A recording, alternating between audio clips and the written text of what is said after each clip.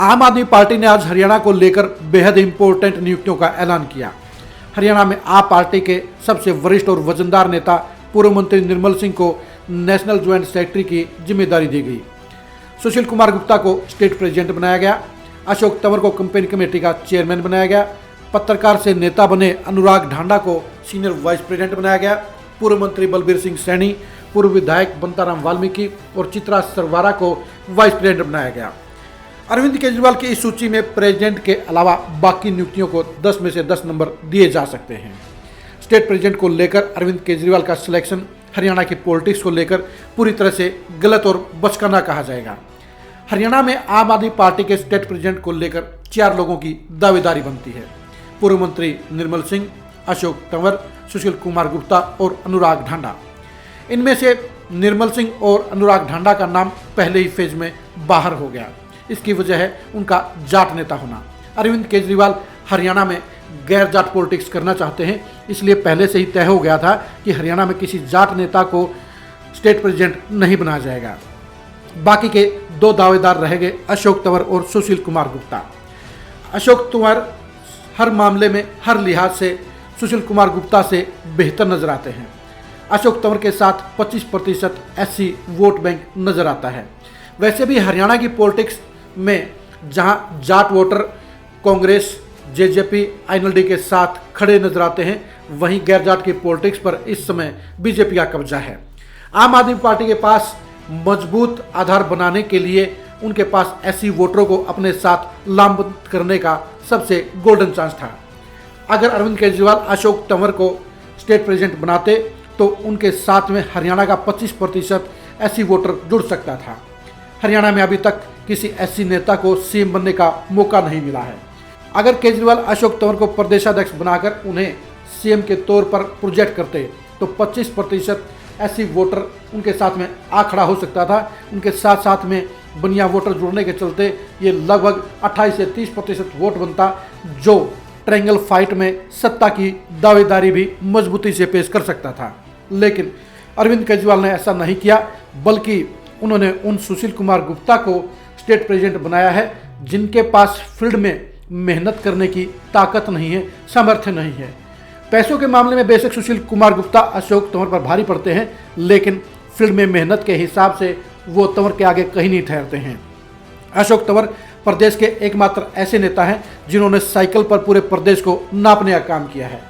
अशोक तंवर दिन रात मेहनत करने में सक्षम हैं और उनके पीछे एक बड़ा जनाधार, एक बड़ा वोट बैंक आम आदमी पार्टी के साथ जुड़ सकता था। लेकिन आम आदमी पार्टी ने गलत फैसला लेते हुए अशोक तंवर की बजाय सुशील कुमार गुप्ता को हरियाणा का प्रेसिडेंट बना दिया। सुशील कुमार गुप्ता की नियुक्ति से साफ हो जाता है कि आम आदमी पार्टी में मेहनत की कदर नहीं है, बल्कि वहाँ भाई मनी पावर का बोलबाला है। साफ तौर पर कहा जा सकता है कि सुशील कुमार गुप्ता को जनाधार की वजह से, वोट बैंक के हिसाब से, मेहनत के हिसाब से स्टेट प्रेसिडेंट नहीं बनाया गया है, बल्कि उन्हें पैसे के बलबूते पर स्टेट प्रेसिडेंट बनाया गया है।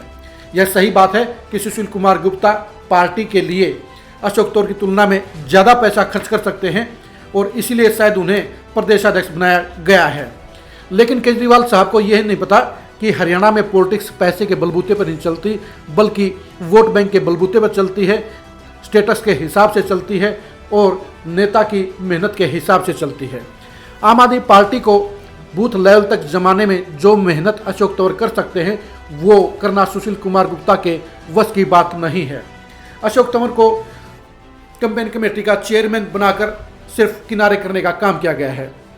कहने को यह कहा जा सकता है कि स्टेट प्रेसिडेंट के बराबर ही कैंपेन कमेटी का चेयरमैन होता है, लेकिन यह हकीकत है कि स्टेट प्रेसिडेंट होता है और कैंपेन कमेटी के चेयरमैन की कोई लंबी चौड़ी हैसियत नहीं होती है। यानी टिकटों के बंटवारे में जहां स्टेट प्रेसिडेंट कोर कमेटी की मीटिंग में बैठता है, वहीं कैंपेन कमेटी के चेयरमैन की कोई भूमिका नहीं होती है। यानी अशोक तंवर को एक तरह से आम आदमी पार्टी में भी हाशिए पर डालने का काम किया गया है और अरविंद केजरीवाल का यह आत्मघाती फैसला कहा जाएगा, क्योंकि अशोक तंवर के जरिए आम आदमी पार्टी हरियाणा में तीसरी सबसे बड़ी पार्टी बन सकती थी। वो हरियाणा में 2024 के चुनाव में भी सत्ता की दावेदारी पेश कर सकती थी और इसके लिए उसके साथ बड़े वोट बैंक का खड़ा होना जरूरी था। अगर अशोक तंवर को प्रदेश अध्यक्ष बनाया जाता तो अरविंद केजरीवाल अगले 1.5 साल में ही हरियाणा में डिसाइडिंग फैक्टर अपनी पार्टी को बना सकते थे, लेकिन सुशील गुप्ता को स्टेट प्रेसिडेंट बनाकर अरविंद केजरीवाल ने पहले ही झटके में, पहले ही पायदान पर गलत फैसला लेने का काम किया है।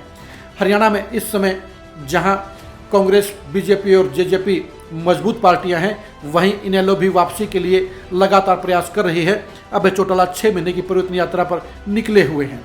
ऐसे में 5वीं पार्टी के तौर पर हरियाणा में आम आदमी पार्टी के लिए बेहद कम गुंजाइश नजर आती है। इस गुंजाइश को बनाने का काम सिर्फ अशोक तंवर कर सकते थे, क्योंकि एससी वोटरों के बलबूते पर वो एक ही झटके में बड़ा वोट बैंक आम आदमी पार्टी के साथ खड़ा कर सकते थे।